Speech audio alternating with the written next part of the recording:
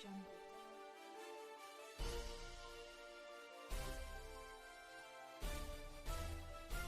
Audio Jungle. वास्तवदर्शी. नगरपालिका निवडणुकीचा रणसंग्राम अमरावती जिल्ह्यात इतर तालुक्यात संपला असून अंजनगाव सुरजी नगरपालिका निवडणुकीत येणाऱ्या 20 डिसेंबरला मतदान होणार आहे. आपल्यासोबत अंजनगाव नगरपालिकेसाठी MIMचे अधिकृत उमेदवार श्री विनीतदादा डोंगरदिवे जुळलेले आहेत. विनीतदादा डोंगरदिवे हे या अगोदर सुद्धा नगरसेवक आणि नगरपालिका सभापती म्हणून राहिलेले आहेत. त्यांच्या निवडणुकीत ते कोणता उद्देश ठेवून उतरलेले आहेत ते आपण त्यांच्याकडून जाणून घेऊया. नमस्कार दादा. नमस्कार. माझा यामागचा उद्देश हाच आहे की भारतामध्ये संविधानाच्या माध्यमातून लोकशाही अंगीकृत केल्या गेली आणि लोकशाहीमध्ये स्थानिक स्वराज्य संस्थेच्या माध्यमातून स्थानिक जनतेचा सहभाग व्हावा आणि स्थानिक जनतेच्या समस्या सोडवण्यासाठी स्थानिक पातळीवरच्या नेतृत्वामधून त्या समस्येचं निराकरण व्हावं या उद्देशातून या स्थानिक स्वराज्य संस्थेच्या निवडणुका आहेत. आणि हाच उद्देश लक्षात घेऊन या स्थानिक पातळीवरच्या समस्यांची जाण माझ्यासारख्या एका कार्यकर्त्याला या ठिकाणी आहे आणि या गावाचा चेहरा, या गावाची दशा आणि दिशा बदलण्यासाठी लोकांचं पाठबळ आवश्यक असतं. ते या निवडणुकीच्या माध्यमातून मिळाल्यास मी नगराध्यक्ष पदासाठी उमेदवार म्हणून या ठिकाणी इच्छुक आहे आणि माझी जनतेला विनंती आहे की या पदावर मला त्यांनी निवडून दिल्यास या गावाच्या विकासासाठी सर्वतोपरी प्रयत्न करण्यासाठी मी या निवडणुकीला उभं राहण्याचं ठरवलं आहे. आपण पाहतोय अंजनगाव आणि अंजनगाव सुरजी असे दोन इथे विभागलेले आहेत आणि इथे सर्वात मोठी समस्या जी आहे ती स्वच्छतेचा अभाव मोठ्या प्रमाणात दिसून येतो. रस्ते, सांडपाण्याची व्यवस्था, पाणी याची समस्या आहे. तर तुम्ही या अगोदर सुद्धा नगरसेवक आणि सभापती राहिलेले आहे. त्या अनुषंगाने तुम्ही जनतेला काय आवाहन करू इच्छिता आणि काय मूलमंत्र देऊ इच्छिता की त्यांनी तुम्हाला निवडून द्यावे? माझं स्वच्छतेच्या बाबतीत हे म्हणणं आहे की नगर परिषदेच्या ज्या महत्वाच्या बाबी आहेत की त्या बाबीच्या माध्यमातून आपण एक प्रश्न जो आरोग्याचा निर्माण झालेला आहे स्वच्छतेचा, आज प्रत्येकाला त्या प्रश्नाबद्दल म्हणजे घराच्या नालीपासून तर रस्त्याच्या परिस्थितीपर्यंत स्वच्छतेपर्यंत या समस्याला सामोरं जात आहे. एकीकडे स्वच्छ भारत अभियान राबवलं जात आहे, परंतु खेदानं नमूद करावं असं वाटते की भारत तर दूर राहिला पण नगर परिषदमध्ये इतक्या मोठ्या प्रमाणात पैशाची तरतूद आहे, निधीची तरतूद आहे, एवढं असताना परिसर अस्वच्छ आहे, रोगराई आहे, वेगवेगळ्या प्रकारच्या समस्यांना आरोग्याच्या बाबतीत जनता सामोरं जात आहे. शौचालय हे निकृष्ट दर्जाचे आहेत सार्वजनिक, त्या ठिकाणी पाण्याची व्यवस्था नाही, स्वच्छता नाही, कंपोस्टचं योग्य व्यवस्थापन नाही. स्वच्छतेच्या बाबतीत स्वच्छता कर्मी हे ज्या फ्रिक्वेंटली स्वच्छतेसाठी यायला पाहिजे, घंटागाड्या यायला पाहिजे, घंटागाड्यांचा या ठिकाणी रोड मॅप अजून निश्चित नाही. तर या अनेक समस्या या ठिकाणी व्यवस्थापनाच्या म्हणजे आपण काय म्हणू शकतो अव्यवस्थेमुळे झालेल्या आहेत. म्हणजे सगळ्या गोष्टी उपलब्ध असताना प्रशासक राजामध्ये फक्त नोकरशाही म्हणून या ठिकाणी कामकाज पाहायला गेलं आणि जिथं नोकरशाही आहे तिथं लोकशाही नसते आणि लोकशाही या माध्यमातून प्रस्थापित आता निवडणुकीद्वारे होणार आहे. तिथं स्थानिक स्वराज्य संस्थेत माझा स्वच्छता बाबतीत हेच म्हणणं आहे की अंजनगावचं नाव संपूर्ण विदर्भामध्ये यापूर्वी स्वच्छतेच्या बाबतीत एक नंबर होतं, तो पुन्हा एकदा बिरुद, तो मान सन्मान मिळवून देण्याचा माझा प्रयत्न राहील. दादा, मला सांगाल आज युवकांसमोर आणि महिलांसमोर एक बेरोजगारीचं मोठं संकट आहे. आज महागाई आकाशाला भिडलेली आहे. एकट्या माणसाच्या भरोश्यावर कोणत्याच कुटुंबाचा उदरनिर्वाह सध्या होऊ शकत नाही. तर तुम्ही शहरातील बेरोजगारी मिटवण्यासाठी युवकांसाठी आणि महिलांसाठी विशेष काय असं कार्य करणार? शासनाच्या दीनदयाल उपाध्याय गरिबी उपशमन म्हणून एक प्रोग्राम आहे, ज्या माध्यमातून SHG स्वयंसहायता बचत गटाची निर्मिती करण्यात येते. त्या गटांना बँकेमार्फत व्याजदरात सूट देऊन त्यांचं उद्योग गटात रूपांतर करण्याचा शासनाचा मानस आहे. परंतु बचत गट हे फक्त बचत गटच आहे, त्यांचं उद्योग गटात रूपांतरच झालेलं नाही. स्थानिक इन्फ्रास्ट्रक्चर जे आहे, स्थानिक ज्या नैसर्गिक संसाधनं आहेत, शेतीशी संबंधित उत्पन्न आहेत, स्थानिक बाजारपेठ आहे, यांचा समन्वय साधून बचत गटाच्या माध्यमातून रोजगार निर्मिती होण्याला खूप या ठिकाणी वाव आहे. कारण हा ग्रामीण भाग आहे आणि या शहराशी निगडीत अनेक गावं आहेत की ज्यांची मुख्य बाजारपेठ हेच आहे. एक तर मुख्य जिल्ह्याच्या शहरापासून लांब असणारं शहर असल्यामुळे व्यापारी अनुषंगाने या ठिकाणी जे ग्रामीण मधले लोक आहेत ते मोठ्या प्रमाणात येतात. इथं आठवडी बाजार आहे. आठवडी बाजाराच्या योग्य व्यवस्थापन नाही.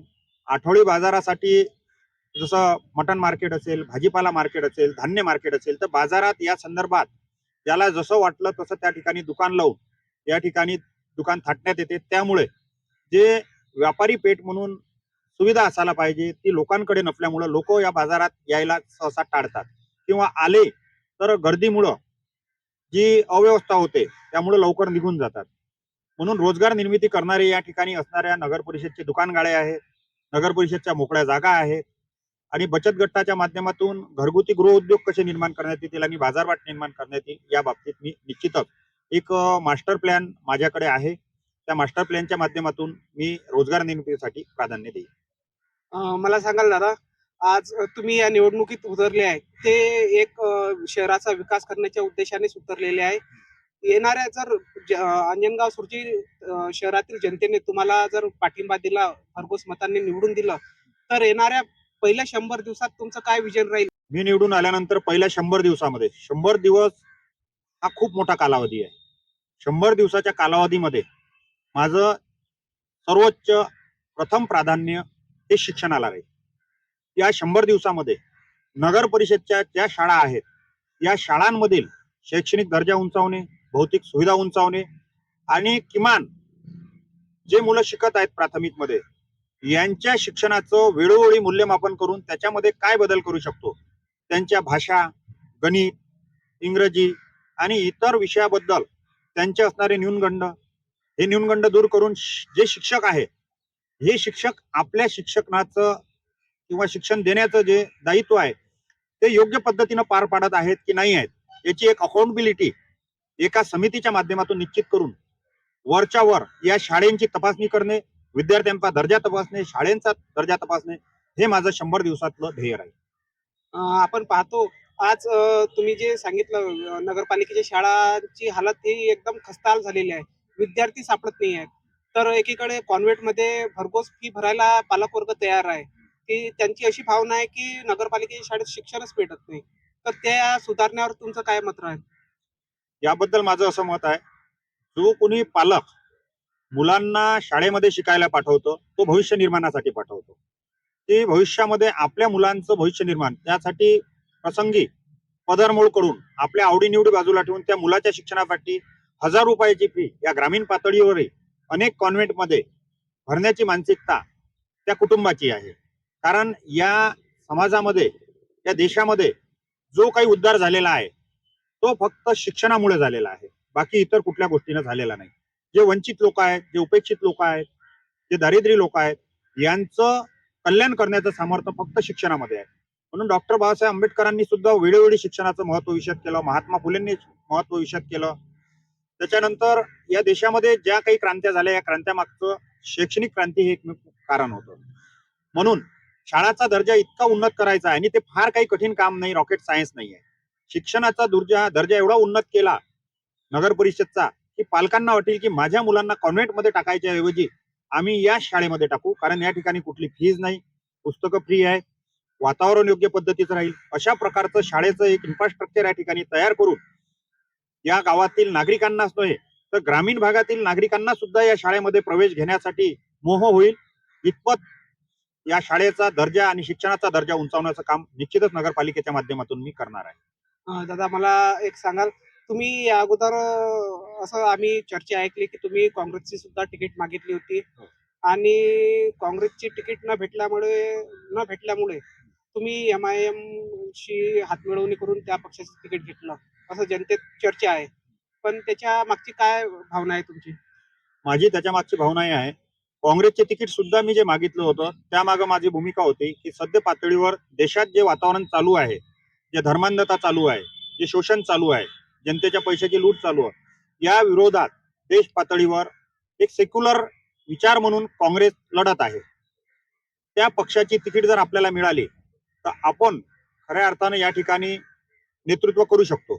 परंतु काँग्रेस स्थानिक जिल्ह्याच्या राजकारणात व्यस्त असल्यामुळे आणि स्थानिक नेत्यांचं नगर परिषद निवडणुकांकडे दुर्लक्ष असल्यामुळे त्यांनी गांभीर्यानं न घेता स्वतःचे राजकीय उद्देश पूर्ण करण्यासाठी या ठिकाणी वाटाघाटीच्या माध्यमातून काँग्रेसने या ठिकाणी योग्य उमेदवाराला उमेदवारी दिलेली नाही.